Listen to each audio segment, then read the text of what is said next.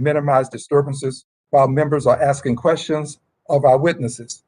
The staff has been instructed not to mute members except where a member is not being recognized and there is inadvertent background noise. Members are reminded that all House rules related to order and decorum apply to this remote hearing. Members are also reminded that they may participate in only one remote proceeding at a time. If you are participating today, please keep your camera on. And if you choose to attend a different remote proceeding, please turn your camera off. If members wish to be recognized during the hearing, please identify yourself by name to facilitate recognition. The title of today's hearing is CDBG Disaster Recovery, States, Cities, and Denials of Funding. I will now recognize myself for 3 minutes to give an opening statement. In May of 2018, Ms. Lagrone sat before this subcommittee and said in her testimony about Hurricane Harvey, quote, "To further illustrate the scope of this disaster, the Harris County Flood Control District reported that 1.5 feet of water covered 70% of the 1,800 square miles that comprise Harris County. The weight of that water depressed the Earth's crust enough to temporarily drop the elevation of Houston by 2 centimeters. The amount of water was approximately 1 trillion gallons. In May of 2021, almost 3 years exactly after that testimony, Ms. Lagrone's office, the Texas General Land Office, GLO, announced that Houston and Harris County would receive $0 of $4 trillion in mitigation funding appropriated by this body. Such was the result, GLO said, of the formula it had conceived to govern the allocation of Harvey mitigation funds. GLO said nothing could be done for these, the hardest hit disaster victims in the most impacted areas, because the allocation formula had spoken. Left unsaid was the vaunted formula was rigged ab initio from the inception against the disaster victims and residents of Harris County and Houston. Also left unsaid by GLO was that this was exactly what was expected, because GLO had been warned in January 2020 by experts in the city of Houston and advocate groups that reliance on GLO's proposed formula would shut out the most densely populated and most impacted LMI jurisdictions in the state. But just days later, GLO announced that it would circumvent its own rigged formula as applied to Harris County, and instead GLO sought an accomplice when it simply by fiat proposed to direct HUD to give $750 million to Harris County, something GLO was without legal authority to do. Then, in a fit of pique, GLO falsely and publicly stated that HUD had denied its request for direct allocation to Harris County, though should any first-year law student read the law, they could tell you that it flatly prohibits direct allocation to certain jurisdictions, and Harris County, unfortunately, was included in these jurisdictions. And so today we're here to provide critical oversight of a rigged formula, the hijacking of a federal mitigation appropriations process, and to do what we can to prevent the rigging of the system by a grantee of federal resources in a manner that further victimizes the victims of disasters. I think that the time has come for a course correction. The chair now recognizes the ranking member, Mr. Emmer, for 5 minutes for an opening statement. Thank you, Mr. Chairman. I appreciate you holding this hearing today, and thanks to our witnesses for appearing before this committee. I look forward to all of your testimony. The Community Development Block Grant Disaster Relief Program is designed to address the unmet needs of our most vulnerable communities, to help low and moderate income people, and help small businesses fully recover from the most severe natural disasters. It's one of the several ways Congress and the federal government assist in the local recovery process. Currently, this program lacks the proper oversight needed to succeed in this endeavor, So we frequently see instances where these funds are misused and our government struggles to swiftly distribute billions of dollars in disaster relief to those that need it most. Why is this program so susceptible to waste, fraud, and abuse? I hope the testimony we hear today will help to better understand that question and help to shape our continued efforts as a committee, specifically the efforts of my colleagues, Chairman Green and Congresswoman Wagner, to codify this program. When disasters strike, it's critical that aid comes in an effective and efficient manner. This can only be done through implementing proper controls and oversight of the distribution of billions of dollars in disaster relief. I'm proud that this committee shares this priority. As we explore, or as we will explore in this hearing, communities are currently left without a clear understanding of where to turn and how to properly access the Community Development Block Grant Disaster Recovery Funds. If codified, this program will establish a clear, streamlined structure so all parties involved in distributing relief to communities understand the process and guidelines. For example, the supplemental appropriations for disaster relief far exceed the annual appropriation for the Department of Housing and Urban Development's Community Development Block Grant Program. We need to be smart stewards of the taxpayers' dollars and codify this program because, frankly, there are too many dollars at stake to manage the program on an ad hoc basis. Of course, no two disasters are the same, which is why it is so important that affected communities are able to put this money to the best use. But it is crucial that this program has the proper controls in place. This funding is supposed to help rebuild homes and infrastructure, provide assistance to affected business owners, and support our low and moderate income communities. But time and time again, we see examples of grantees misusing disaster recovery money for purposes outside the scope of approved action plans, or we see bureaucratic gridlock in distributing funds appropriately. The Department of Housing and Urban Development's Office of the Inspector General has spent years conducting audits and investigations of this program, revealing potential for mismanagement and the possibility of waste, fraud, and abuse. I look forward to the witnesses' testimony so we can further our efforts to protect vulnerable communities in times of disaster, increase transparency into the program, and establish the proper structure and oversight so funds can be swiftly distributed. Thank you, Mr. Chairman. I yield back the remainder of my time.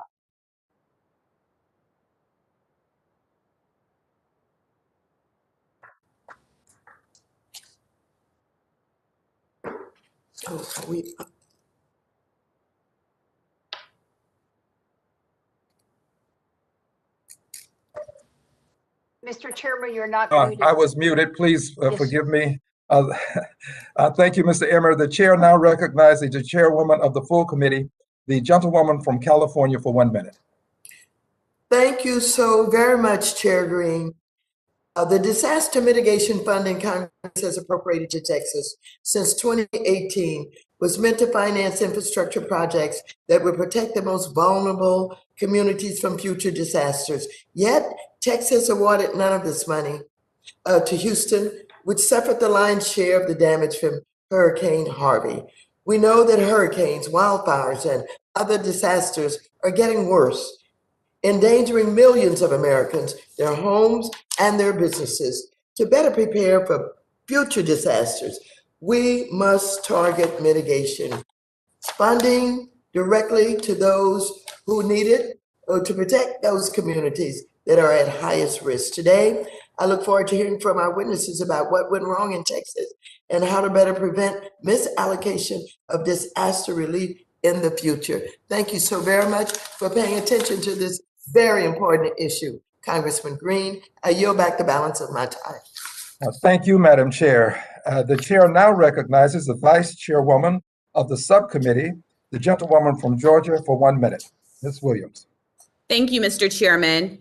Natural disasters are unexpected and devastating, but even if we can't predict when and where they're going to happen, there's one thing that we can prepare for. We can design the strongest possible federal framework for disaster recovery now so that we're ready to build our communities back stronger than ever when disasters do strike. That's why this hearing is so important. If there's one thing the global pandemic has taught all of us, it's that we have to think differently about recovery. We can't just get back to normal when disaster strikes. Our goal should always be to rebuild from disaster in a way that puts all people, especially those most marginalized, in a better position to build a good life for themselves and their families. Today, I'm looking forward to discussing how we can ensure our disaster recovery dollars are serving all of our communities and serving them in a way that best positions them for long-term success. Thank you to all of our witnesses for joining today. And Mr. Chairman, I yield back the balance of my time. Gentlewoman Fields. Please allow me now to welcome our witnesses, and I'm very pleased to introduce this panel. Our first witness will be Sarah Saadian, who is Vice President of Public Policy with the National Low Income Housing Coalition. Next, we will have the Honorable Lina Hidalgo, who is the Harris County Judge. Thereafter, the Honorable Carol Haddock, who is Director of Public Works and Engineering for the City of Houston, to be followed by the Honorable Heather Lagrone, a Senior Deputy Director for Community Development and Revitalization at the Texas General Land Office, and to also be followed by Stephen Begg, who is Deputy Inspector General in the Office of Inspector General at the Department of Housing and Urban Development. And I must say that I should recognize the first witness as the Honorable Sarah Saadian. Once the witnesses finish their testimony, each member will have 5 minutes to ask questions. Ms. Saadian, you are now recognized for 5 minutes, and please correct my pronunciation of your name if I have not done so properly. Thank you, Chairman, Ranking Member, and members of the subcommittee. I'm really grateful for the opportunity to testify before you today. The National Low Income Housing Coalition has worked on disaster recovery issues for more than 15 years since Hurricane Katrina. And from this experience, we have reached a simple conclusion. America's disaster housing recovery framework is fundamentally broken and in need of major reform. When disasters strike, the most marginalized households are often hardest hit. They have the fewest resources to sustain themselves during a disaster, and they face the longest, steepest path to recovery. And yet, our nation's recovery and mitigation programs often overlook their needs. They're consistently left behind in recovery and rebuilding efforts, and their communities are made less resilient to future disasters. In turn, this exacerbates the housing crisis, solidifies segregation and racial inequities, and deepens inequality. Today, we're discussing the Community Development Block Grant Disaster Recovery Program, which is a vital tool that provides flexible, long-term resources needed to rebuild after a disaster and prepare for future harm. But too often, the most marginalized survivors, those with the lowest incomes, people of color, people with disabilities, and others, face enormous challenges to a complete and equitable recovery under the program. First, it takes far too long for assistance to reach households. Congressional inaction and the lack of formal authorization means that years can pass before households receive help.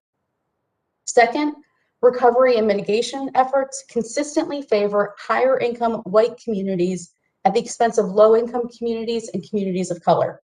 Decisions about how to allocate resources are often made based on inaccurate data that underestimates the needs of low income renters. Low-income communities and communities of color are often located in areas that are at higher risk of disasters and have less resilient infrastructure due to decades of disinvestment. And yet resources tend to go towards higher income communities that face lower risks. The consistent lack of fair housing and civil rights enforcement by HUD means that survivors are further marginalized, and state action plans can contribute to inequity. And third, disaster recovery efforts often worsen America's housing crisis.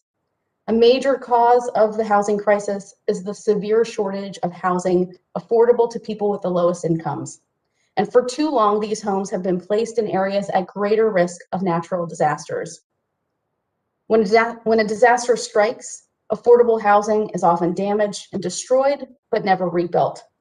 The consequences can be devastating, putting survivors at risk of displacement and in worst cases, homelessness. It is critical that we work towards several key goals. Recovery and mitigation must be centered on survivors with the greatest needs.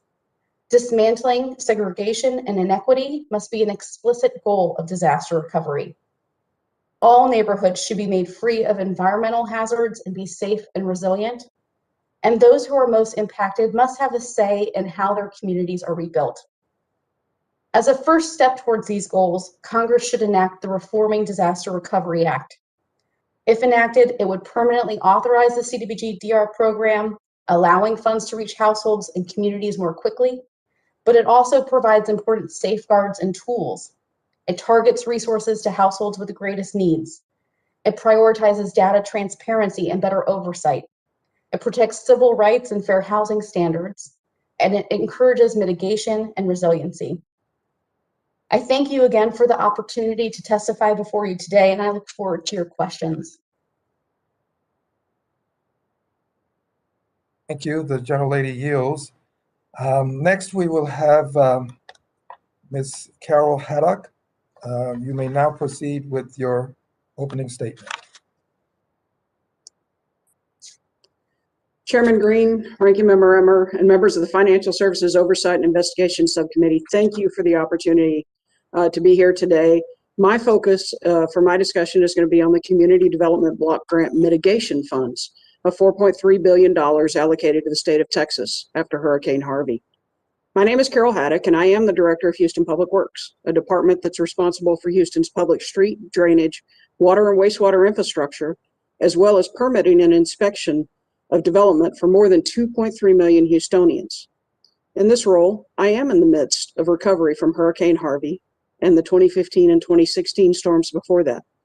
Houston has a significant flooding history, but we are committed to build forward towards a resilient Houston that will be ready to withstand the next storm, since we all know that that next storm will happen. However, we still face significant challenges, and one of the biggest ones today is the fact that the General Land Office has failed Houstonians who want and need to mitigate from future storms. Even after input and warnings from multiple communities and their leaders, the state of Texas submitted an action plan that resulted in no funding award to the areas in Texas that received the most damage from Harvey, which include Aransas and Nueces counties, where Harvey made landfall, Jefferson County, which endured the highest rainfall totals, and the city of Houston and Harris County, which suffered 50% of the damage statewide. The Texas General Land Office's process for allocating granted $0 to all of these localities, and it was only after bipartisan political pressure that the GLO retroactively requested $750 million for Harris County. The complaints and criticisms of GLO's process is not new. There have been multiple points where the city of Houston has elevated our concerns to no avail. Both Mayor Turner and Chief Recovery Officer Steve Costello offered comments in December 2019 on a draft version of the state action plan. At this hearing, the city specifically requested that mitigation funding be used by revising programs to ensure distribution is proportional to the impacts of Hurricane Harvey and the previous storms for that area, increase the maximum points for mitigation resiliency measures to provide actual mitigation, revise the program language to incentivize regional coordination through the joint application process, and the next two items really cut to the heart of this matter: to remove the limit on the project applications by entity and the cap on grant awards, and to remove the percentage of persons benefiting within jurisdictions language. These two items essentially ensure that Harris County and Houston could not obtain funding, as projects were limited in size by funding caps, and then we were punished because these smaller projects didn't benefit our full population. These comments were also submitted in writing on January 6, 2020. However, the requested changes were not incorporated into the GLO's state action plan. More than a year later, in June 2021, the GLO announced the outcome of this flawed state action plan.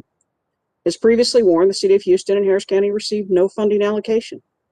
Every single city of Houston and Harris County elected official signed a joint letter to Commissioner Bush to reconsider, to revise the metrics, and to allocate CDBG mitigation funding based on the proportionality of damages.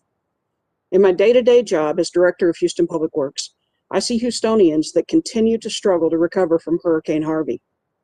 Next month, it will have been 4 years since these damages were inflicted. 4 years. And to date, the response from the GLO is that mitigation is not worthy of funding in Houston. Houston, on the other hand, took immediate action to ensure that people would not put themselves in harm's way. Houston updated our floodplain standards and issued substantial damage letters to more than 1,000 homeowners, requiring that they not repair where they were, but that they be brought into current code compliance. New homes are required to be built higher above the floodplain, and we implemented a proxy for the higher rainfall totals that resulted from Atlas 14. We have increased detention requirements for new development. We're doing our part. We need help in getting the existing historic development out of harm's way. In June of 2021, Mayor Turner and Judge Hidalgo requested that Secretary Fudge work with Texas's GLO to disperse an equitable and proportional amount of the $4.3 billion to entities within Harris County, specifically to Harris County and the City of Houston as direct subrecipients. To support this ask, we noted that more than 154,000 of the 300,000 structures that flooded and 36 of the 68 fatalities were in Harris County. In contrast to the GLO system, 40% of the funds under the Federal Emergency Management Agency's Hazard Mitigation Grant Program went to the City of Houston and Harris County. We thank the Texas Division of Emergency Management for their great partnership in getting these funds into local hands and to getting mitigation on the ground. To date, the City of Houston still has not been allocated CDBG funding under the Hurricane Harvey state competition. And in fact, past funding has been used as an excuse that we don't need current funding. I look forward to working with this committee and answering any questions that you might have on this topic. Thank you.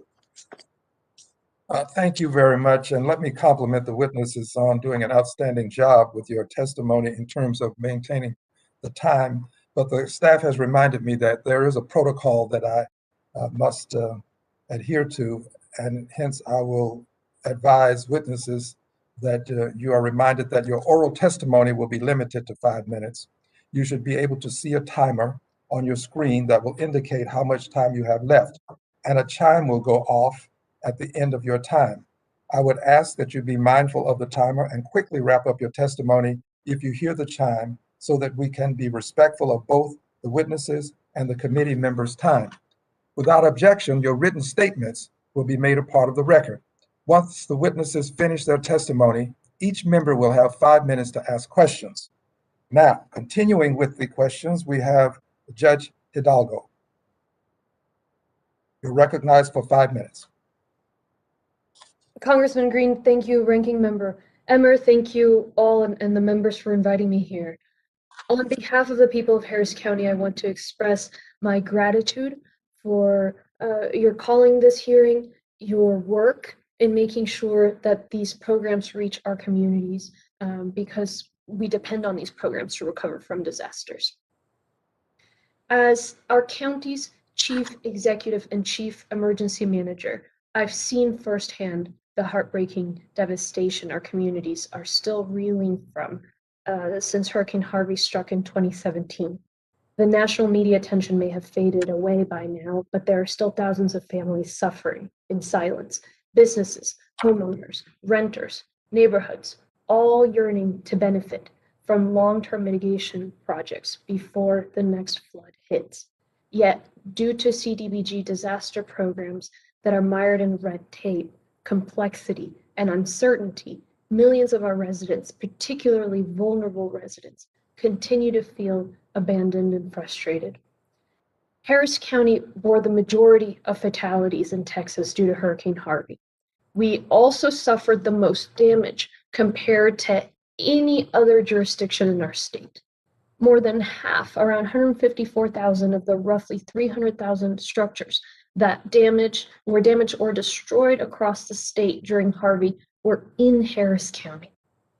Harris County is a big county. We have roughly 5 million people. We have the geographic size of the state of Rhode Island.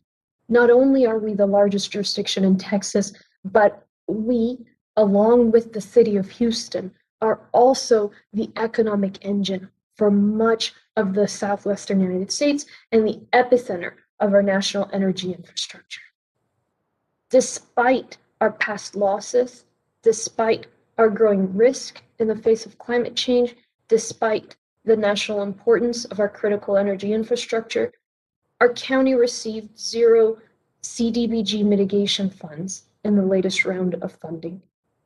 In response to that, I joined Mayor Sylvester Turner of the City of Houston in asking HUD Secretary Marcia Fudge for certainty in an allocation and for a review of the criteria used.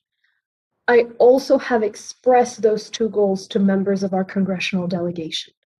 First, the GLO must make the $750 million direct allocation to Harris County that it has announced publicly, which we view as an initial down payment relative to what our community needs. Second, the City of Houston and Harris County must each receive at least $1 billion in CDBG MIT funds. We ask that HUD approve the portion of the GLO's action plan that pertains to the $750 million for Harris County, but reject the flawed allocations. The Harris County Flood Control District acts as the flood control district for all cities within Harris County and folks in unincorporated area. Approximately half of my constituents are residents of the City of Houston. I want to stress that Harris County supports the City of Houston in its efforts to obtain its own funds. I must also note that if approved by HUD, the projects proposed in the current action plan for the $750 million are focused on LMI areas of the county, and around half of the funding would go to projects located within the City of Houston.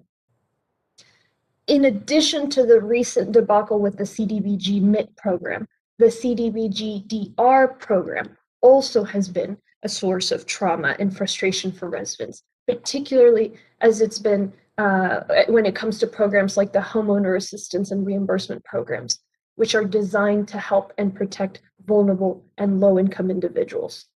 Unlike FEMA funds, which flow quickly and with certainty in the hours after a declared disaster, CDBG DR funds take years to reach survivors with no certainty as to how much or when funds will arrive. Each grantee has a different way of administering the funds, and the funds are mired in delays as rules are developed, RFPs are written, etc. There is no intuitive or standard way for survivors to sign up for help. Required documentation is burdensome and varies. And we need CDBG DR funds to be treated as emergency funds. When it comes to flood control or flood recovery relief, the people of Harris County care about results, not action plans, appropriations, or competition rules. Thank you for your time. Thank you, Judge.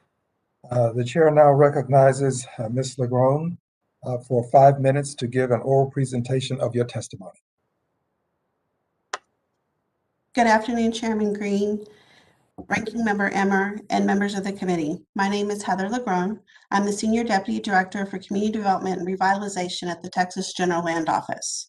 Thank you for having me here today to help clarify the record on our recent mitigation allocation, and in so doing, hopefully provide information that will be helpful in removing some of the restrictions that limit the state's options when dispersing these kinds of funds. On February 8, 2018, Congress passed Public Law 115-123, directing the U.S. Department of Housing and Urban Development to make available no less than $12 billion in community development block grant mitigation funds to specific grantees that received CDBG DR allocations for 2015, 2016, and 2017 disasters in the same proportion as received in CDBG DR funds. With no further congressional intent provided and more than 1.5 years later, HUD published Federal Register dated Friday, August 20th, 2019, and named the state of Texas as a grantee responsible for administering almost $4.3 billion in 140 total eligible counties. I want to emphasize that the Federal Register specifically indicated mitigation funds were provided to mitigate disaster risk and reduce future risk in areas impacted by recent disasters, in contrast to some of the public statements. None of this money could be used for recovery from past events. HUD was very specific in the CDBG MIT funds are to be used distinctly different purposes from the CDBG DR funds. The State of Texas Action Plan outlines the use of funds, programs, eligible applicants, and eligibility criteria in accordance with HUD rules and requirements and extensive guidance. The plan included competitions for eligible entities for each of the 3 disaster years and 8 additional programs for mitigation projects and resilient housing totaling the nearly $4.3 billion. The plan was sent to HUD on February 3rd, 2020, after an extraordinary public outreach effort, including a 50-day public comment period and 8 regional public hearings, more than doubling HUD's federal requirements. HUD approved the plan, including the mitigation competition scoring criteria, on March 31st. HUD and the state of Texas executed the grant agreement January 12th, 2021. Of the $4.3 billion allocated to the state of Texas, the GLO set aside $2.3 billion to fund local mitigation projects through a competitive process. In May of 2020, the GLO launched the first round of the competition for nearly $1.2 billion. Applications were submitted by cities, counties, special purpose districts, and eligible Texas counties impacted by Hurricane Harvey and severe flooding in 2015 and 2016. The GLO received more than $6.5 billion in requests for mitigation project funding, underscoring the urgent need for increased resiliency throughout the eligible area. Applications closed that first round of funding October 28th, and the GLO evaluated all 290 submitted applications in accordance with HUD-approved scoring criteria, and CDBG met eligibility. The eligible applicants with the highest scores were awarded funds. The GLO conducted 3 competitive application programs that awarded $31 million to 2015 mitigations competition, $135 million to 2016 mitigation competition, and $975 million to the Hurricane Harvey mitigation competition. To understand the shift in focus from HUD's CDBG DR program to this new CDBG program, it is important to note HUD's definition of mitigation: those activities that increase resilience to disasters and reduce or eliminate the long-term risk of loss, life, injury, damage to, and loss of property, and suffering and hardship. In a letter to the GLO dated June 14th, HUD stated, unlike CDBG DR allocations, which are allocated based on a long-established disaster-based formula, CDBG MIT was made available in Public Law 115.123, confirming that the GLO could not consider previous damage in administering these funds. While drafting the action plan, the GLO staff repeatedly reminded HUD staff that previous damage was not a consideration.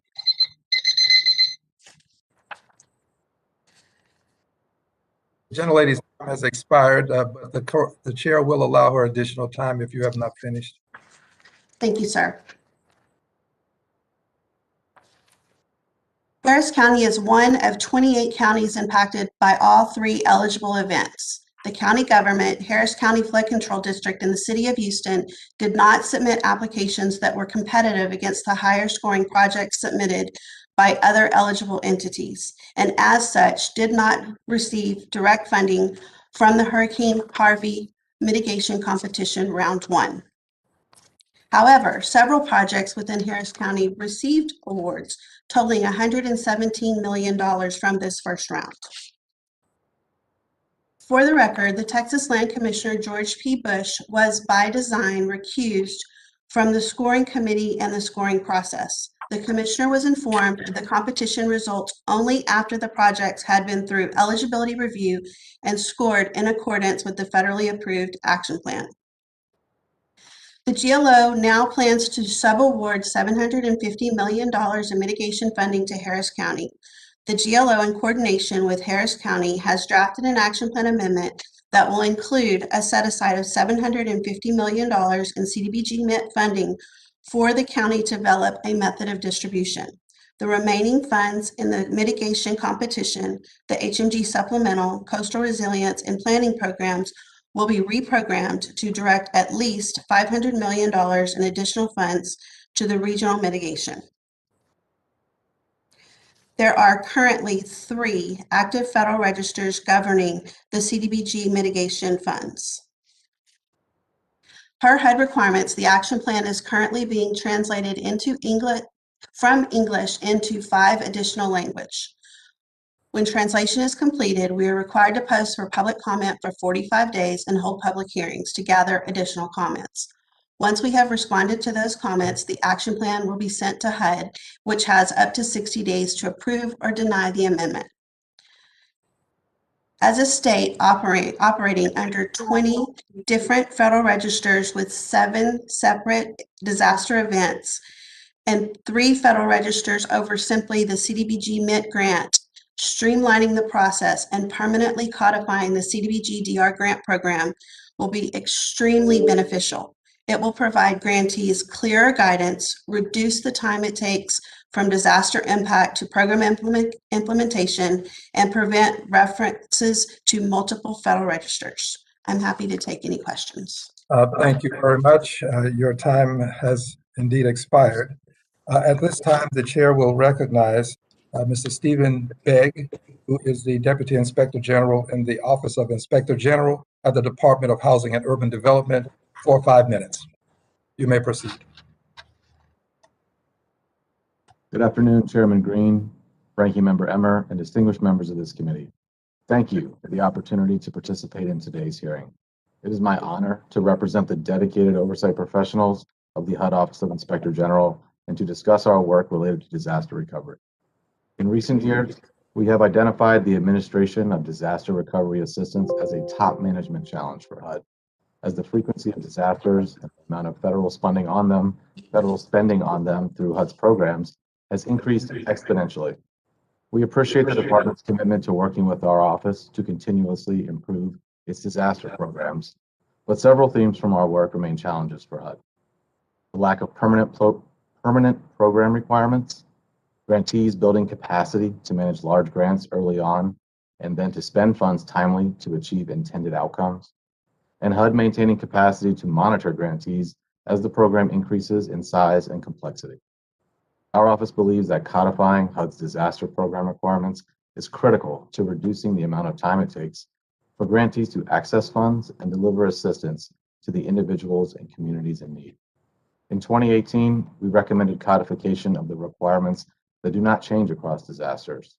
Earlier this year, we found that the timing of HUD's release of Federal Register notices and signing of grant agreements for the 2017 disasters was significantly delayed due to its negotiations with OMB about potential new requirements.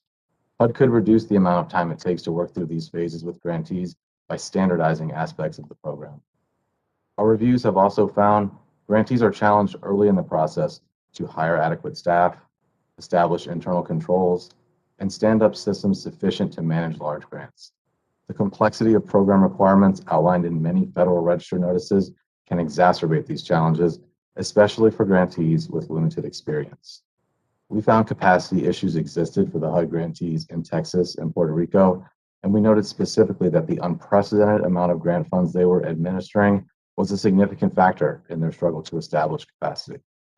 We know that codification would not solve all of the issues that grantees face, but it could provide grantees with more certainty about core requirements while they are planning and establishing programs immediately following a disaster. HUD and its grantees could then focus more on addressing capacity issues with technical assistance and working through the unique circumstances of each recovery and mitigation effort. As grantees build systems and processes to comply with standard requirements, those programs could be executed more efficiently in future disasters. Providing clear, reasonable expectations for grantees would also help avoid spending delays later in the grant cycle. We have identified recently that the complexity of new requirements can cause confusion even for experienced grantees and lead to years-long delays in spending at the local levels. In our report on HUD's top management challenges, we noted our concern with the increasing number of disaster grantees that HUD has designated as slow spenders.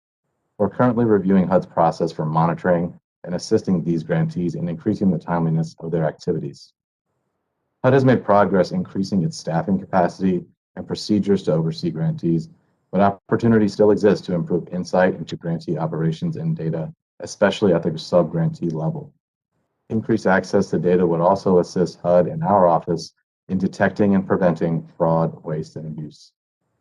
The COVID-19 pandemic exacerbated the existing challenges in HUD's disaster programs, as HUD was unable to conduct on-site monitoring reviews for an extended period, and many grantees struggled to communicate effectively with their local partners and to advance construction projects and control costs.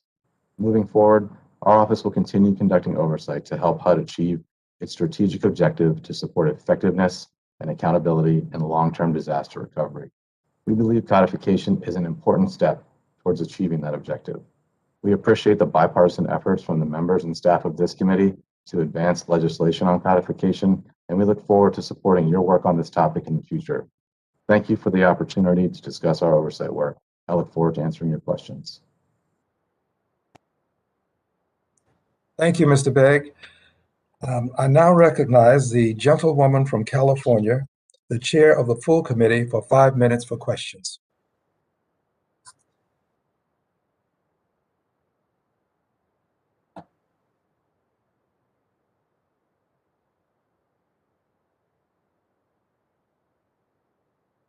The gentlelady may be muted.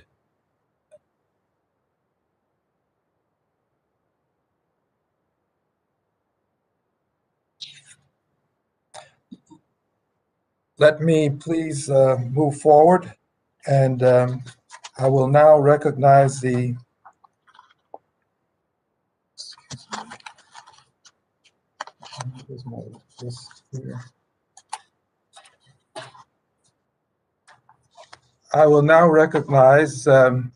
the gentleman from Missouri, Mr. Cleaver, for 5 minutes. Thank you, Mr. Chairman, and I appreciate you having this this committee hearing. As you and I discussed, I'm chairing the subcommittee on housing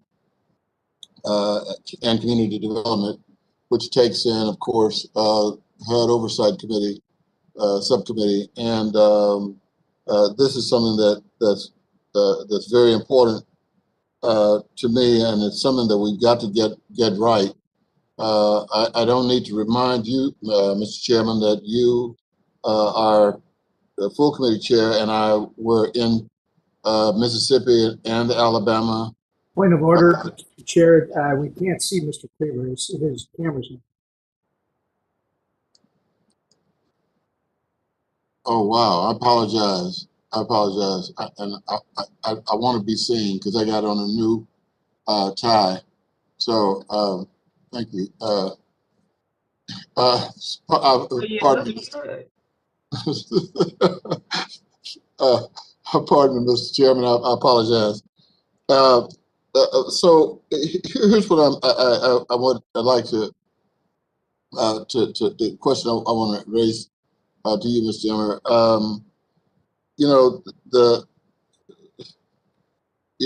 We're going to have more of these events happening, and I know there are probably people who believe climate change is some kind of joke that was invented on late night TV. But here in Kansas City, Missouri, we're having the kind of summer that people usually have in Seattle. I mean, I doubt if it's 80 degrees here. Normally we are hovering at 100. And so we're going to have, this is going to happen over and over again. And so that makes CDBG DR extremely important, I think. When you consider the fact that the areas where we're going to have a lot of the flooding, and we found that the moderate and high poverty census tracts are correlated with flood-prone census tracts.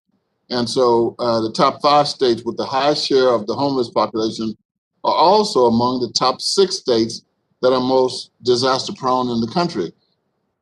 And so if you put aside the sheer need we have for increasing the number of housing units, can you explain why Congress should also be committed to ensuring that those units are resilient, sustainable, and equitable?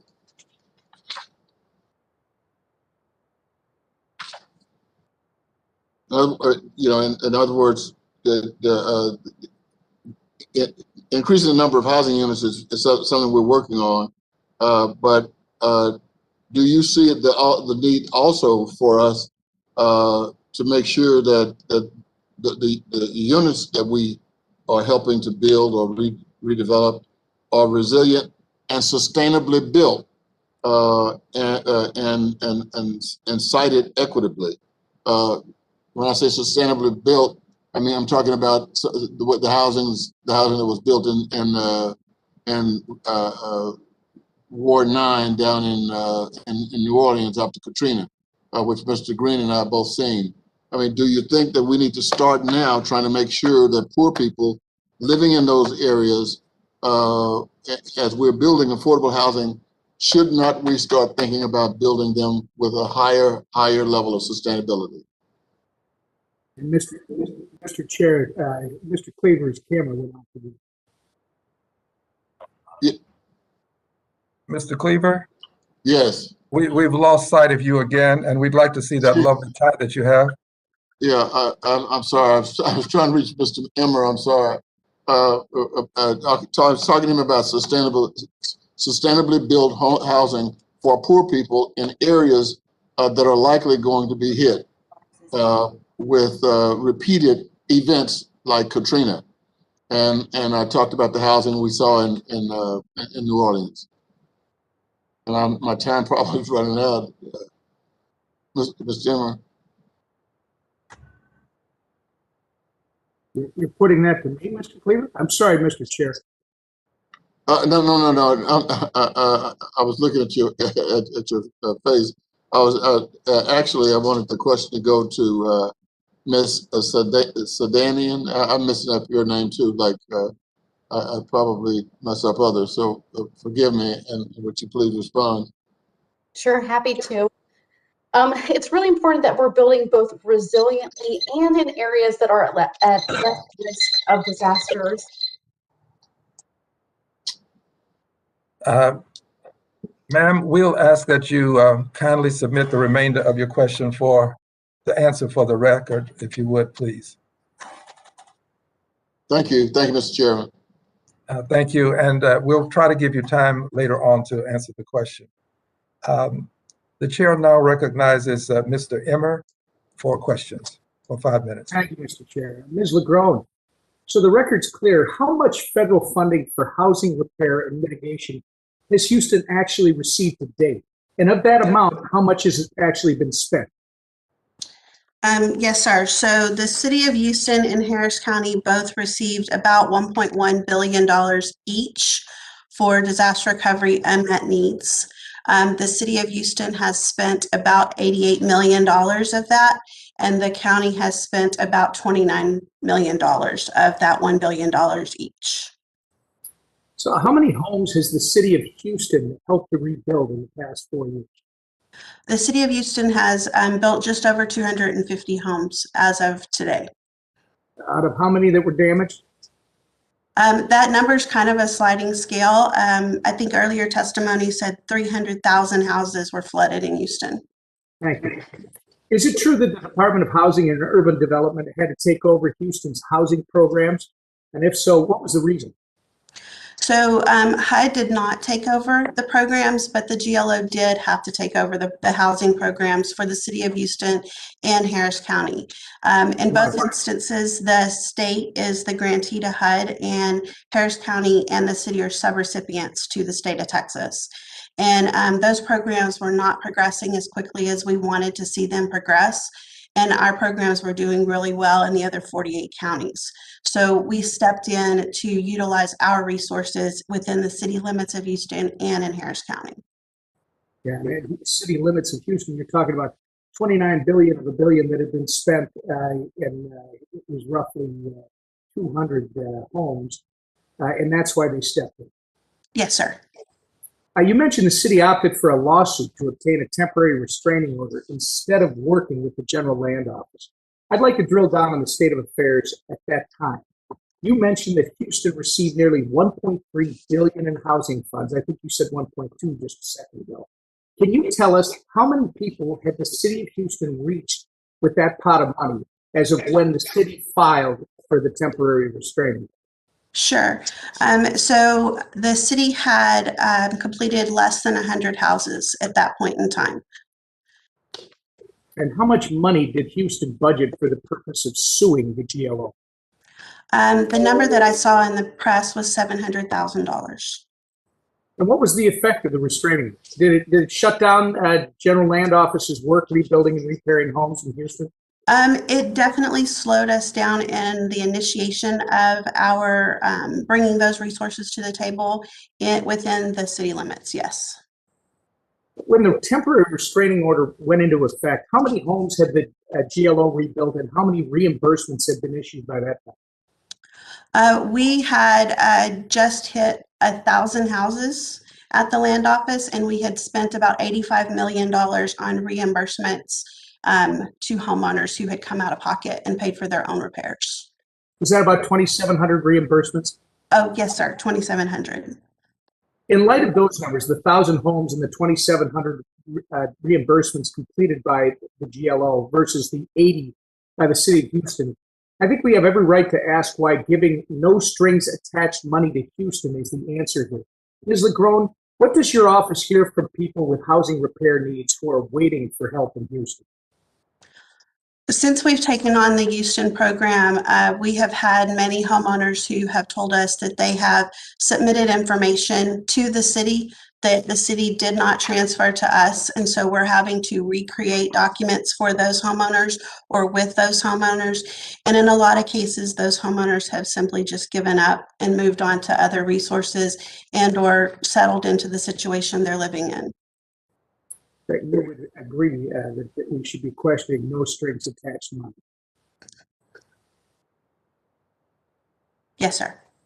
Thank you. Mr. Begg, in June of this year, the Department of Housing and Urban Development's Office of the Inspector General released an audit entitled Harris County Community Services Department, Houston, Texas, was inefficient and ineffective in operating its Hurricane Harvey program. It found that in the 3 years after Hurricane Harvey, Harris County had assisted only 112 of 4,513 planned program participants and had spent less than 1% of its disaster funds. What's the process to get money into the hands of disaster victims? And can you explain the relationship between HUD, the grantee, and in this case, Texas GLO and the sub-grantees? Thank you, Congressman, for the question. The process. Actually, Mr. Begg, I'm terribly sorry. It looks like my time has run out. If you don't mind, if you could submit that to us in writing, Mr. Chair, my time has expired. Absolutely. Thank you, Mr. Ranking Member. Your time has expired. The chair will now move to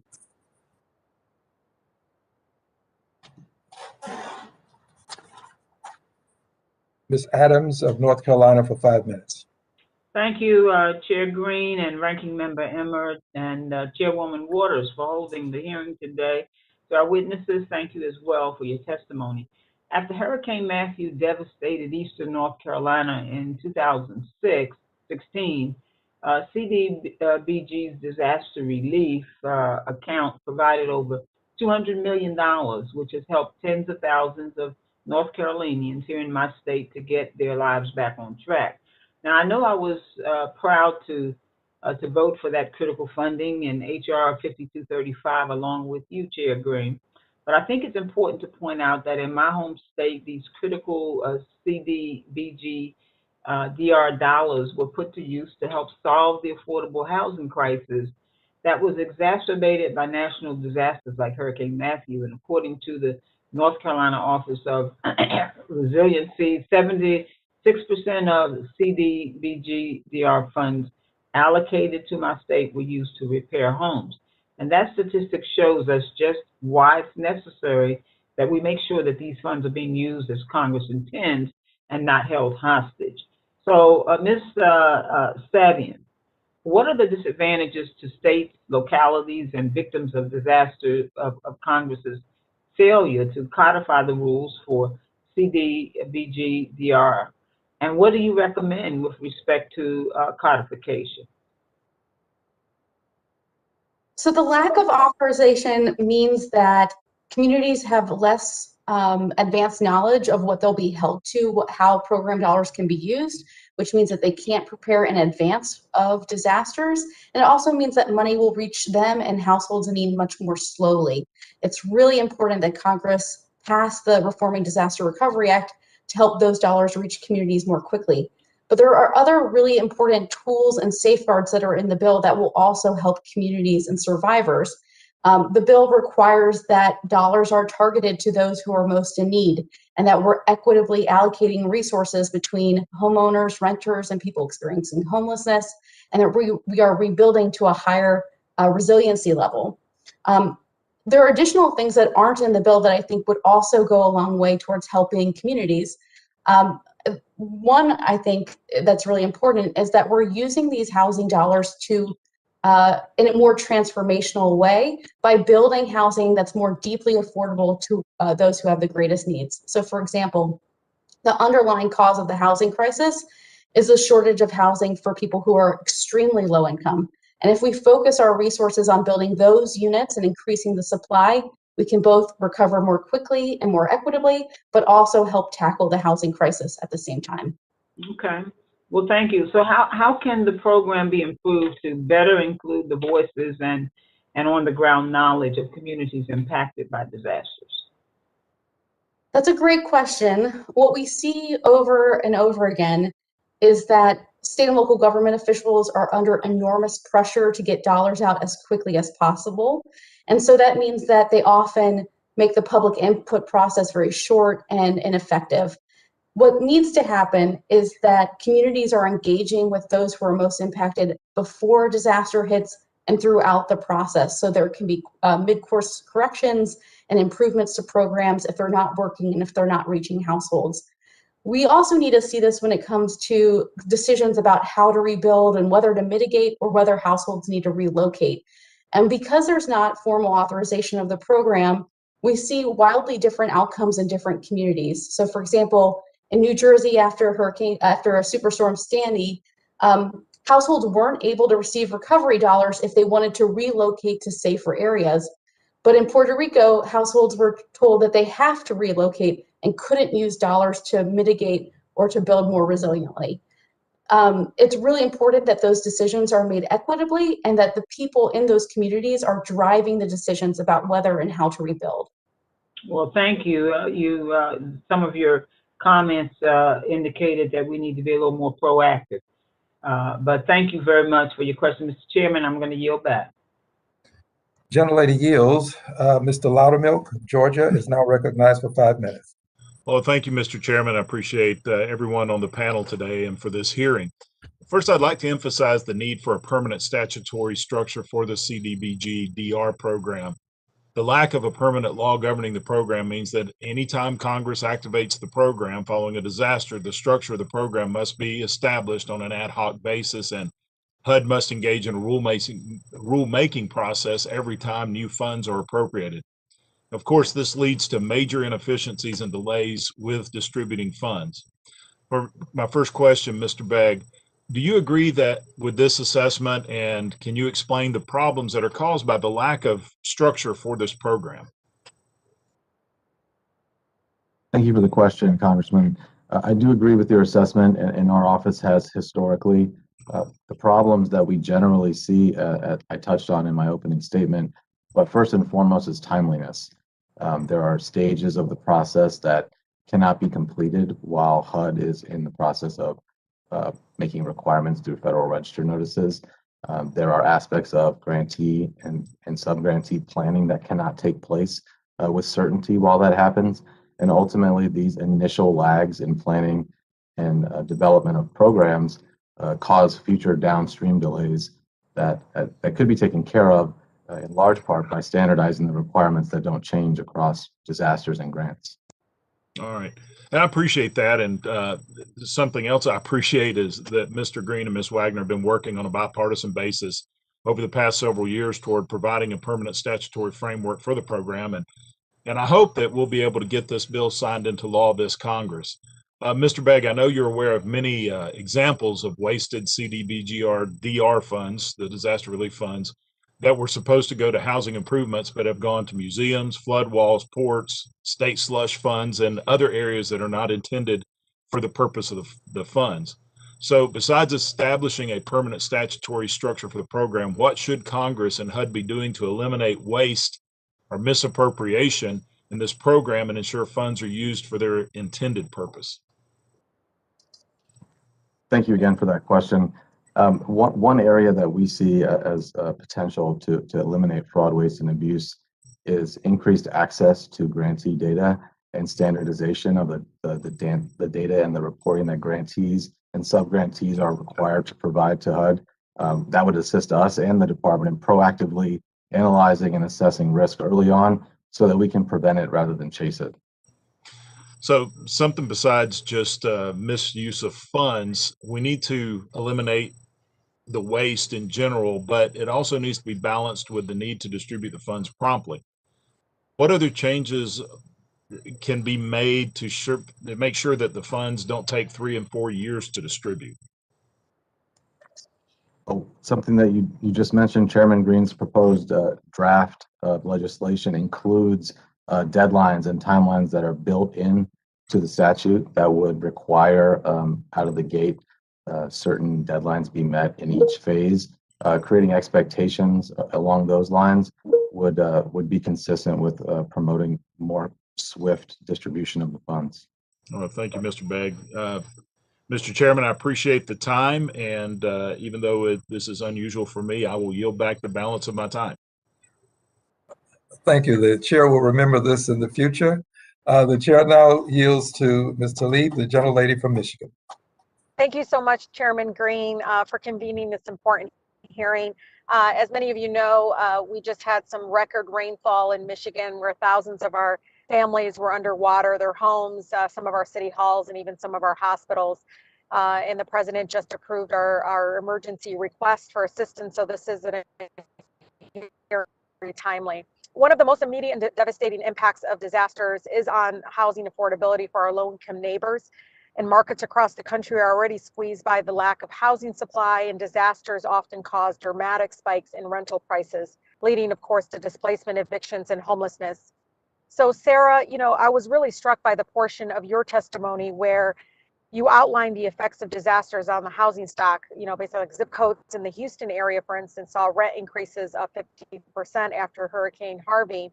Large portions of Northern California's housing stock were wiped out by one of the wildfires that happened in 2018.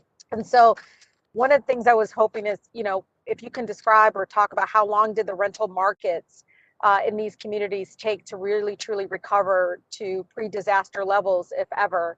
And were low-income residents permanently displaced as a result of the delayed and inefficient CDBG DR distribution? Yeah, that's a great question, and there are a lot of elements to that. But what we have seen is that for too long, affordable housing has been sited in areas that are at a higher risk for disaster. The National Low Income Housing Coalition has just put out a report taking stock that found that a third of federally assisted households that are at higher risk of natural disasters, which is higher than those in the private market. Which means, and they're also surrounded by inadequate infrastructure, which exacerbates disasters when they happen, so that rental units are lost and oftentimes never rebuilt. And so the housing crisis that existed before a storm is made worse for those households. It's really important that we rebuild those units. One of the pieces of the bill would require a one-for-one replacement of federally assisted housing that is damaged or destroyed from a storm. But there are other things that we can be doing to make sure that we are rebuilding in a way that doesn't worsen the housing crisis.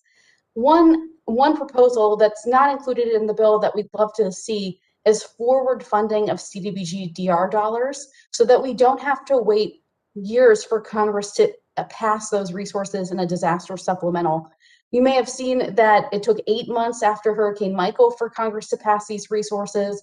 It has already been a year since the 2020 disasters, and Congress hasn't provided those funds either.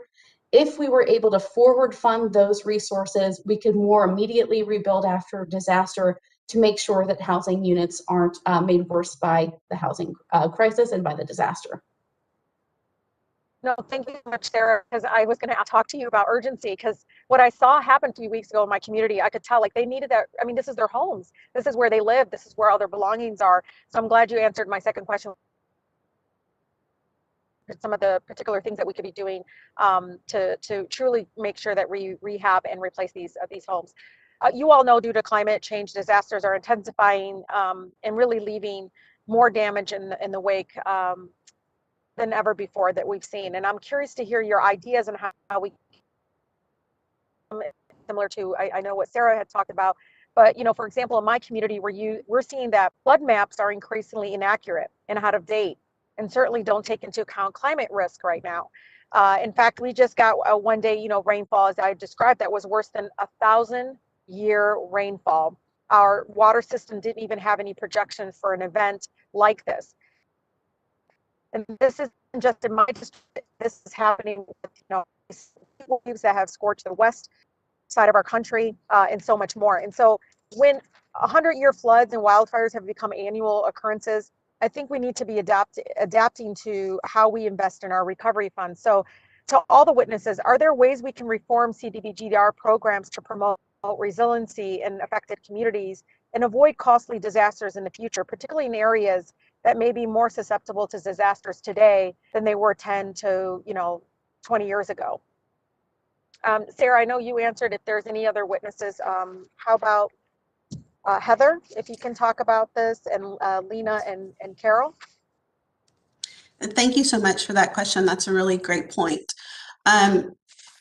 Anytime you delay getting the recovery dollars out to communities, your housing stock continues to deteriorate.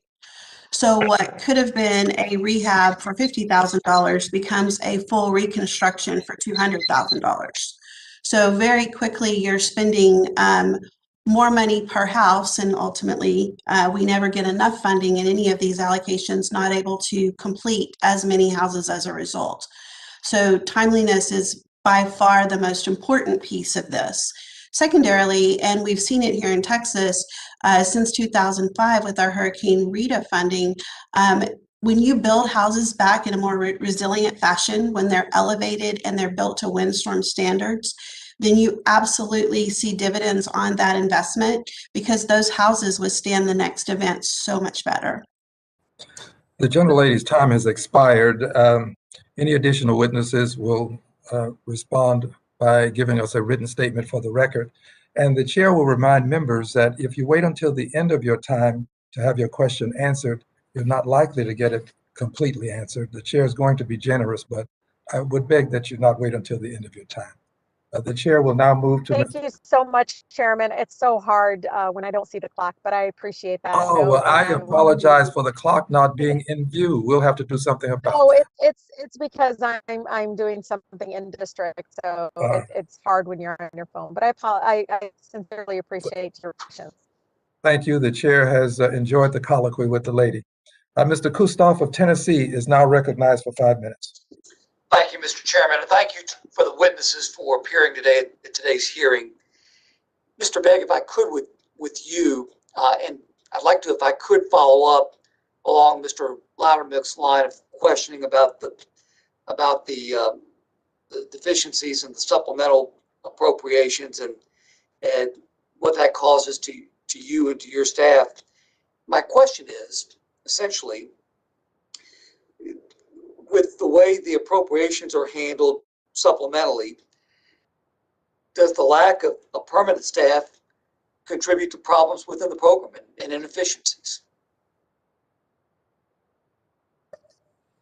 Thank you for the question. If I could ask a clarifying question, the lack of permanent staff, what was the question? Yes, sir. Well, let me ask, is there in fact a lack of permanent staff? And if the answer is yes, does that contribute to inefficiencies? Thank you for the clarification. With respect to HUD staff, there are permanent staff within the Office of Community Planning and Development that oversee the administration of block grant assistance, and then specifically disaster recovery and special issues is the name of the division.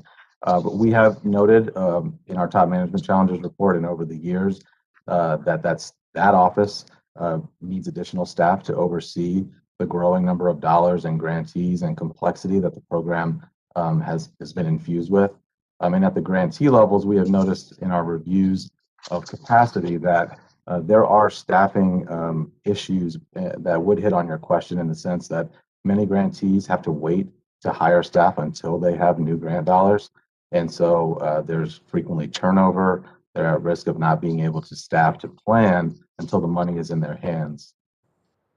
And correct me if I'm wrong, the problem that you just identified, that is related to the fact that the program is administered with individual supplemental appropriations. Yes, sir. Okay.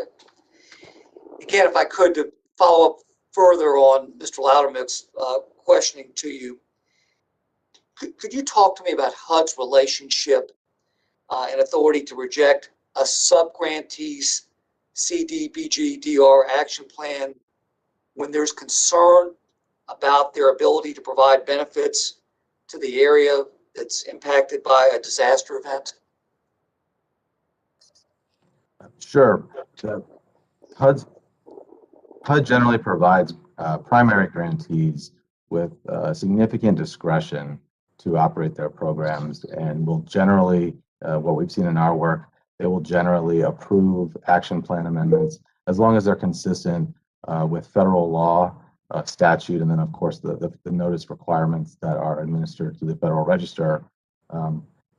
That is the general framework that's available. Certainly, HUD's Office of Community Planning and Development, as the policymakers, are in the best position to describe how they would treat subgrantee plans and changes to amendments. So, thank you, Mr. Begg.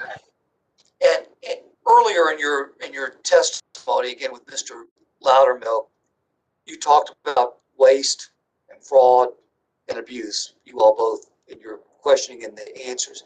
I'll ask you generally, your opinion, what reforms can be made to this program to prevent further and future waste, fraud, and abuse? well, thank you for that question. And in addition to what I mentioned previously with respect to enhanced access to data, certainly codification of certain requirements around duplication of benefits would assist in preventing fraud, waste, and abuse. Additionally, standardization of requirements could help reduce the number of programs that grantees create from scratch, which would help reduce some of the uncertainty in developing programs that will ultimately drive outcomes for the individuals on the ground level. And we could see a reduction in waste in that regard. Thank you, Mr. Begg. I appreciate it. Judge, if I could briefly, in the time that I have remaining, I wrote down in your testimony, you talked about the program essentially being mired in red tape, complexity, and uncertainty. If I could, and the time is expiring, could I ask you to submit in writing examples of the problems that the red tape has caused and your suggestions on way to correct it? Absolutely. We'll get that to you. Thank you. Thank you, Mr. Chairman. The gentleman, thank you. The gentleman's time has expired, and the chair appreciates the gentleman's adherence to the protocols. The chair will now recognize the gentlelady from Texas, Ms. Garcia, for 5 minutes. Thank you, Mr. Chairman, and thank you for this very important hearing. It is something that is really a critical issue, not only in my district, but in the Houston region, and in fact, across the country, because we are not the only ones who face a disaster and are in need of these funds. So anything that we might be able to do to reform and improve this program and address some of the issues like in the bill that you're proposing would be a big help to all Americans. So the issue is serious. We have faced unimaginable challenges in the wake of Hurricane Harvey. Despite what the General Land Office has claimed, we have not asked for any special treatment or any special favor. All we are asking for is fairness and equity. Natural disasters of historic proportions do warrant more attention in vulnerable areas. That is the sole purpose of the Disaster Mitigation Grant. This was put into place to prepare vulnerable coastal areas for disasters such as these. Out of 300,000 structures that flooded, over half of them were in Harris County. And according to FEMA, the Houston area experienced the largest amount of rainwater ever recorded in the continental United States from a single storm. Despite the brutal realities of the disaster, the General Land Office has chosen to disregard the very real need for disaster mitigation that's sitting right in front of them. Instead, hiding behind an obscure rigged formula, it's its primary reason for denying Houston area and Harris County much needed assistance. We've been given insubstantial explanations for why the General Land Office has allocated their funds this way. And despite HUD's willingness to work with the state, they have pushed back on amending their proposal, instead blaming HUD and bureaucracy for the situation. Thank you for helping and getting to the bottom of this. Our citizens' lives depend on it. I want to begin first with the county judge. Judge Hidalgo, back in January of 2020, did local officials like yourself or the mayor of Houston alert GLO to the adverse disparate impacts that the proposed formula would have on urban and LMI areas with denser population levels, such as Houston and Harris County? Yes, Congresswoman, I know the mayor and officials with the city did, at least. Did you join him in that? And what was their response? The outcome was the formula remained what it was, and ultimately it disadvantaged large urban areas such as ours. For example, there was one criterion where you had to divide the impact by the number of residents. So seeing as we have 5 million residents, it disadvantaged our scoring in the criteria. That's it was almost as if it was purposely done to exclude large urban areas. That was my sense, our sense, that it was disadvantaging urban areas, and that is why I'm asking, alongside Mayor Turner, for a review of that initial formula. That said, I also am asking for certainty in the $750 million, because my constituents, it's irrelevant to them when or how the funds come. We just know we need around $1 billion in funding for flood control, Harris County and the city of Houston each. So we really need that $750 million. Okay, so let's ask Ms. Lagrone. Who participated or who devised the formula? Thank you for that. The General Land Office is the state of Texas designee for the disaster recovery. We know all that. I'm asking the specific question: who devised the formula in the General Land Office? It was done here at the General Land Office. Following, ma'am, you've been very clear that the commissioner did not score. Well, did the commissioner participate in any way in devising the formula? Oh, my apologies. No, it was created in our community development and revitalization area in my team. So did the commissioner participate, review it, staple, mutilate it, score it? I mean, did he participate in any way in the development of the formula? He did not. He did not.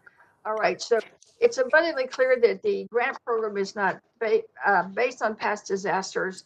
And I reviewed the GLO's application guide.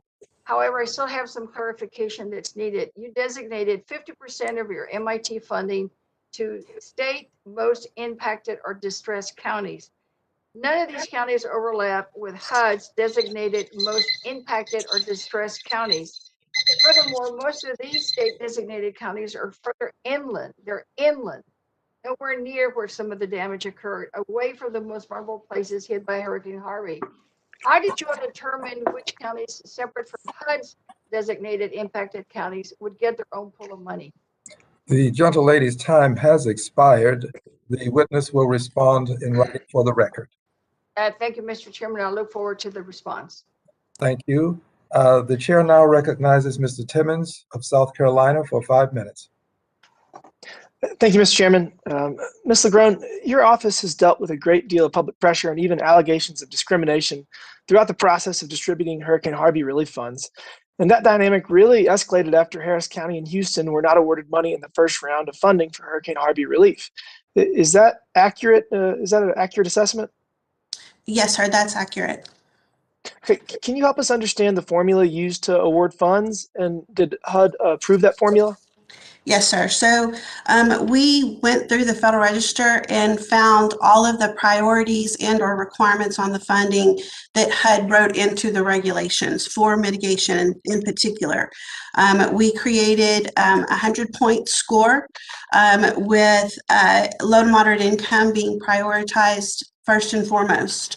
Then we looked at social vulnerabilities of the populations being served. We looked at a community disaster index that it considered the likelihood of that county being hit by a flood and or a hurricane. We looked at if they had done local planning. We looked at their past capacity to administer programs with us or with the federal government as a whole. And then we looked to see if they've done any mitigation related to the need that they were identifying in their application. There was an aspect of the program that considered the benefit cost analysis, if you will, or a percentage of the population being served or a percentage in dollars being served. Sure. Do you think future formulas should probably maybe take into account population density and just the public perception that it's inappropriate to not give any resources to some of the larger areas? Is that reasonable, maybe? So what we did is we looked at a total population being served as an aspect of the scoring criteria. And one would think that when you have a higher population to serve, that number, that denominator, if you will, would be a bigger number. So we thought by putting together a formula that allocated funds based on population served, we were accounting for the larger population areas. Okay, and it's my understanding that they can expect $750 million in the coming weeks and months. Is that correct? That's correct. We've set aside $750 million for use in Harris County. Great, thank you. Second, Mr. Begg, I want to remark first that you would likely get a 10 out of 10 from room raters for your office background. I'm a bit jealous with my Zoom fake background, so just wanted to begin with that. Second, I want to give you an opportunity to answer the question Ranking Member Emmer posed before he ran out of time. HUD's Office of Inspector General's audit showed that less than 1% of Harris County's grant funding was spent in the past 3 years. So can you tell us what the process is to get money into the hands of disaster victims? And can you explain the relationship between HUD, the grantee, and the subgrantees? Thank you for the question. Absolutely. As I mentioned, after Congress appropriates funding for a disaster, HUD goes through a process of determining the allocation that will go to the grantees, and grantees then in turn will work to determine the method by which they will distribute that funding to the affected areas, those most impacted and distressed. And they will work with subgrantees on occasion when they deem appropriate to utilize their offices to distribute the money locally. So in this instance, Texas General Land Office is the primary grantee. Harris County and the City of Houston have been designated as subgrantees for their unmet needs funding. Our office has done work related to both of those grants and the subgrantees administration of them. We published a report related to Harris County's performance, and we are in the process of concluding our work on the City of Houston, and we'll be able to share that work with this committee and the public in the near future. Sure, thank you. I think maybe the shorter answer is that the government bureaucracy takes time, and the faster we can get the money to the people that have been adversely impacted, the better. I have a follow-up question. I'm running out of time, but I was doing some research, and it seems like a lot of these projects go places other than to low and moderate income families that have been impacted by disasters. And I'm going to send you an additional question, and I'd appreciate an answer in writing. So really, I just appreciate y'all taking the time. And Mr. Chairman, I yield back. Thank you. The gentleman yields back. The chair now recognizes the gentlewoman from Georgia, the vice chair of the subcommittee, Ms. Williams, for 5 minutes. Thank you, Mr. Chairman. And Ms. Lagrone, I want to follow up on some discussion that you've been having earlier. In your written testimony at page 2, you quote the August 2019 Federal Register notice, which said CDBG MIT funds do not require a tieback to the specific qualified disaster that has served as the basis for the grantee's allocation of CDBG MIT funds. Am I correct in reading this to mean that while a tieback to a particular disaster, such as Hurricane Harvey, was not required under the rule cited, neither was a tieback prohibited by the rule? That is correct. A tieback was not prohibited. However, it was not required, and HUD told us that damage from a previous event was not something we should consider with the allocation of the methodology that we put together.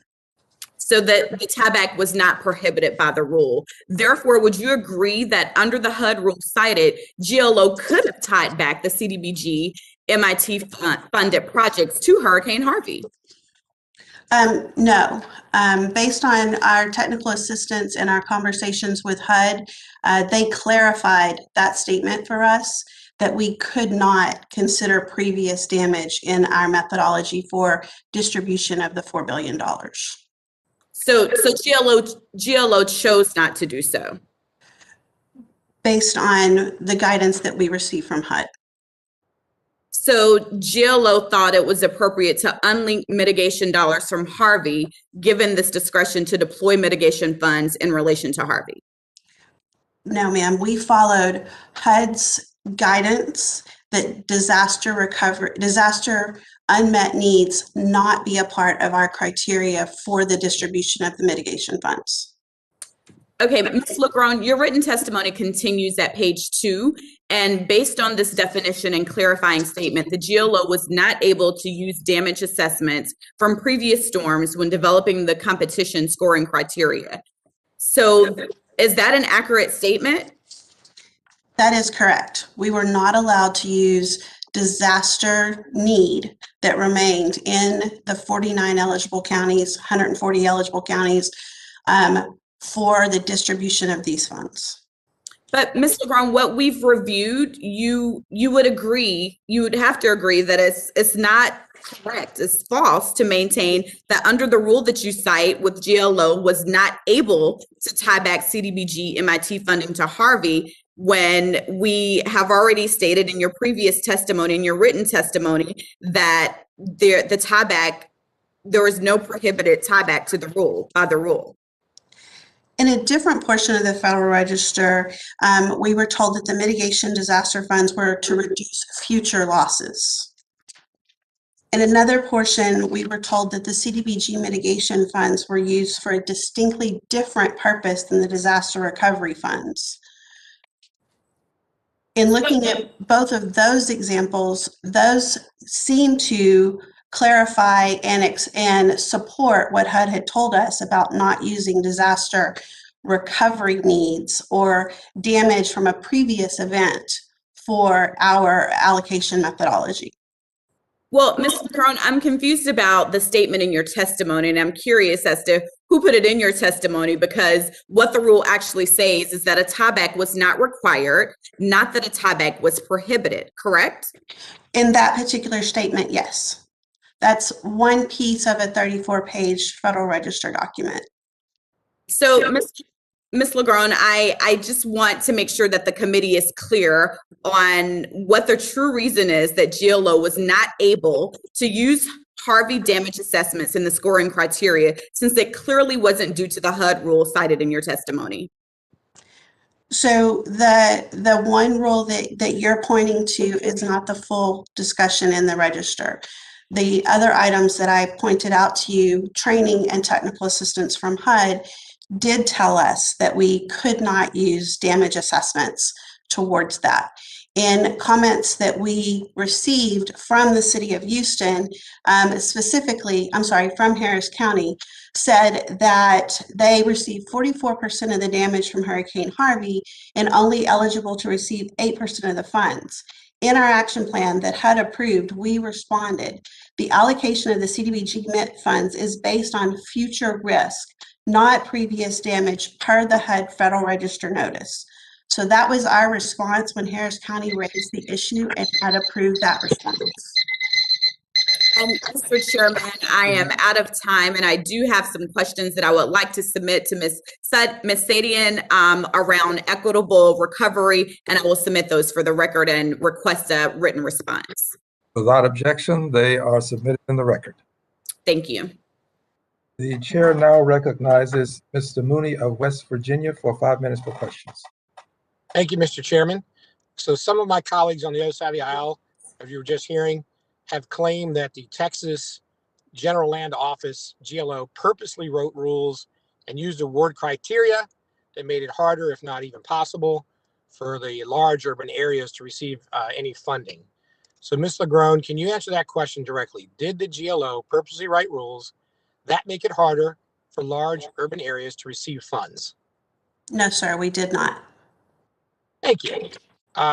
And also, Ms. Lagrone, can you explain how your office prioritizes low and moderate income families in the criteria for community development block grant disaster relief competitions?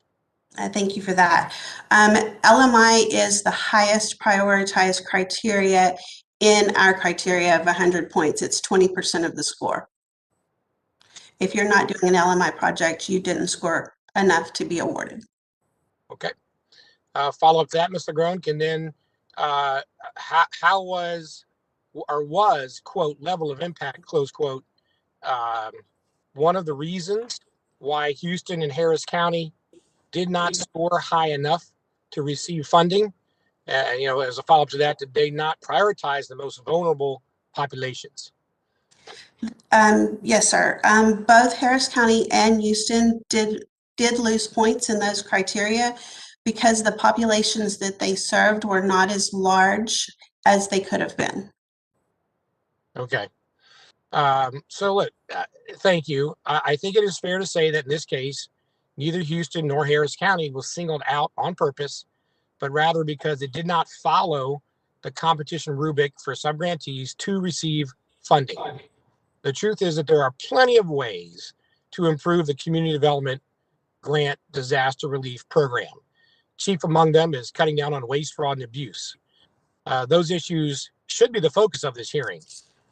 So I just wanted to make those comments, and I thank you, for testifying. And Mr. Chairman, I'll yield back the balance of my time. The gentleman yields back. The chair now desires to engage in a colloquy with Mr. Emmer or the person who is designated currently as the person to take on my questions. Mr. Emmer, are you there, or is there someone else in your chair? William Timmons is here from South Carolina to sit in for Emmer. Thank you. Mr. Timmons, thank you very much. The chair would ask now, do you have any additional witnesses that you would have, any additional persons who will be asking questions? Any additional congresspersons to ask questions? No, Mr. Chairman. All right. With that said, the chair will now proceed to grant himself 5 minutes to ask questions. Let me start with a statement to you, Ms. Lagrone. I did award you extra time, and this was done because, quite frankly, I don't blame you for what's happening. And I know you've got a tough job, and I want to make sure that we not only treat you fairly, but we give the appearance of treating you fairly.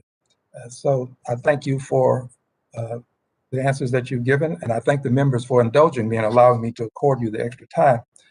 It has been intimated that a lawsuit by the city of Houston and inaction by the city of Houston as well is a reason that Houston has been left behind. However, I'd like to call to our attention an article from the Houston Chronicle that, without objection, I'll submit in the record. It is styled, "Bush says he will ask HUD to send $750 million in flood aid to Harris County following backlash." The backlash, of course, being when bipartisan personalities who are associated with politics, who hold public trust, opposed what was being done when GLO was awarding Houston as well as Harris County $0. And in no universe should Harris County and Houston get $0. But in this article, it is indicated, and I'll read what it says. In a statement, Bush blamed the situation on federal red tape requirements and complex regulations that he described as the hallmark of the Biden administration. Well, the truth is that the Biden administration did not work with GLO initially when the action plan was developed because the Biden administration was not in place at that time. So Ms. Lagrone, would you just kindly answer that one question? Isn't it true that the Biden administration was not in place when you initially worked on your action plan? That is correct. Continuing, the Biden administration did have an opportunity to work with you, but I would like to mention another article from the Houston Chronicle dated June 1st, 2021, styled Bush blamed federal rules for Harris County's lack of flood aid. Our analysis shows that's false. This is the Houston Chronicle. And the part of the Chronicle that addresses this that I'd like to call to your attention reads, a Houston Chronicle analysis of the Department of Housing and Urban Development Flood Mitigation Program revealed a different reality from Bush blaming federal rules is what they're talking about. Continuing, not only does the federal government grant states significant discretion to decide how to spend their funds, but the criteria Bush's General Land Office developed discriminated against populous areas, meaning large areas like Houston, Texas. Now, this is the Houston Chronicle alleging a discrimination, and there's additional information, empirical evidence that they contend supports the notion that there was some discrimination taking place, such that areas that were less populated were going to receive dollars more so than the areas that were more populated. Isn't it true, ma'am, that you adhere to a formula when you distribute these dollars? You have to adhere to a formula that's a part of your action plan. Isn't this true? Yes, sir. The criteria is in the action plan. Yes, ma'am. And isn't it true that the action plan was developed at some time prior to your actually announcing the results, wherein you said that you indicated that Houston would get zero as well as Harris County $0? Isn't it true that that plan was developed before that announcement? That's correct. The action plan was submitted to HUD February of 2020, and we announced awards for the mitigation beginning in March of 2021. So if you were adhering to your action plan, you could not deny Houston and Harris County, but more specifically Houston, funds by virtue of inaction on Houston's part related to construction of homes, or inaction by virtue of them filing a lawsuit as opposed to doing something else. It would be true that you were adhering to an action plan that had a formula that didn't include lawsuits, a formula that did not include Houston possibly doing something that you found offensive. Isn't it true that it was an action plan that you were working with? Yes, so the criteria— Well, that said, excuse me, I'm going to do this. I did give you a large amount of time initially. I have to close and I have 11 seconds. Friends, it's become somewhat intuitively obvious that we have a circumstance wherein we have to take corrective action. I'm proud to work with Ms. Wagner, and hopefully we'll come up with something that our members will be able to support. I'd like to yield back the balance of my time as my time has expired. Now, dear friends, let me move to bring our hearing to an end. And to do this, the staff has given me an ending that I shall have to call to your attention. Mr. Chairman. Yes, the chair recognizes the gentleman for a question. Yes, Mr. Chairman. I would make a motion for unanimous consent to give you an extra 5 minutes if you would like. The chair appreciates the generosity. The chair will simply at this time move to bring the hearing to an end, and we'll give you kudos for being so kind.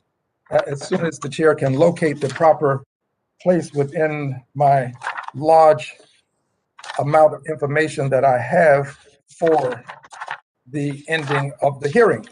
My staff has done a great job. They've given me much more than I possibly can use, which means that I am not moving quickly enough. So chair, members, please tolerate me for just a moment as I move to the ending that I should have immediately before me.